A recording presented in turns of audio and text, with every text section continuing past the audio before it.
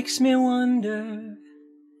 Hey everyone, welcome back to the Triad Chord Scale series. I'm going to start this set of lessons with a riff from a Led Zeppelin song, Stairway to Heaven. This is a really useful triad chord scale lick, so hopefully it'll help you get into more of the other things in this series.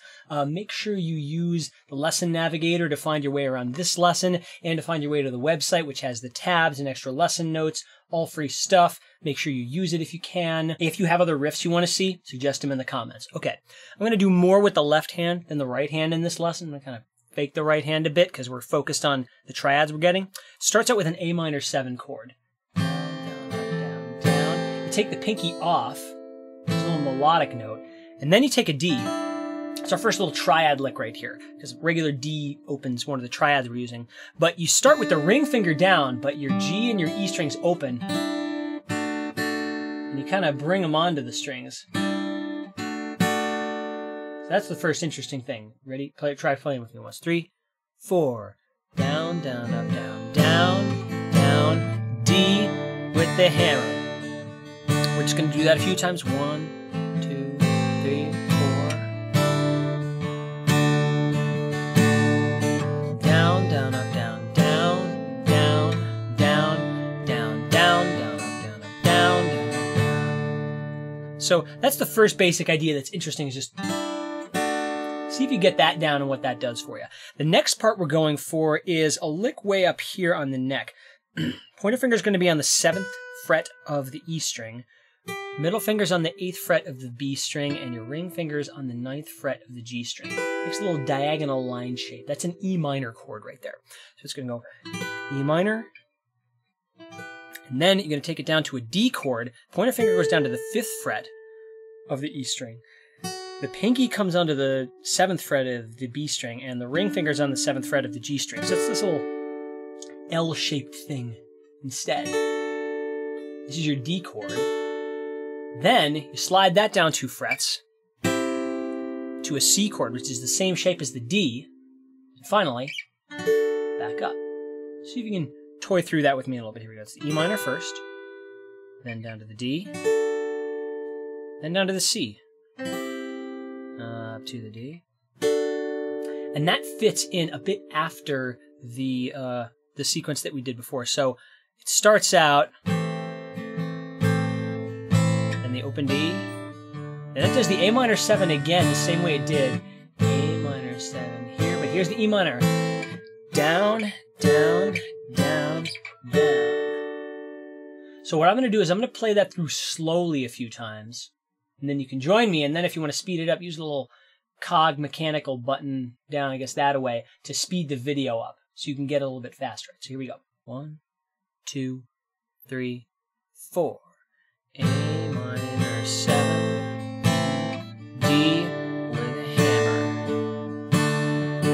Down, down, up, down, down, down. E minor, D, C, D. A minor 7, D. A minor 7, E minor, D, C, D. So repeat that as many times as you need to. You can use the lesson navigator to kind of jump backwards if you want to. Now I'm going to talk a little bit about the chord phrases used in this, because they're going to be very useful later on. This song is largely in A minor. At this moment, you got an A minor, and then you got a D chord. So D is not normally an A minor, it's an A Dorian. This kind of, that F sharp makes it from being a minor scale to a Dorian scale. So it changes the flavor a little bit, makes it a little more mysterious. And then, what's interesting after that lick is that now it does this E minor, D, C, D. Now what that reminds me of, and what I think it will remind most listeners of, is actually a 6, 5, 4, 5 progression in the key of G. Your ear is probably going to be pulled a little bit towards either E minor or G. You're going to kind of want it to go, that'll sound like a sort of natural resolution. And that's just because that phrase, the 6, 5, 4, 5, just gets used so much. That's kind of like the really common pop 4 chords right there. So most people's ears are going to be shifted a little bit away from A Dorian for a bit through that. So this is kind of a quasi-tonicization of E minor or G major through that little riff there. Now, of course, I want you to think about it as a 6-5-4-5, or as, you know, a minor 1, flat 7, flat 6, flat 7, either one, because those are a little more common to show up, and they're also going to be useful later in the series. We'll get into tonicizations maybe a little bit down the road, but for now, just seeing those two chord phrases, this minor 1 to a major 4 chord, it's a very, very common Dorian phrase. Just minor 1 chord, major 4 chord, A minor, D.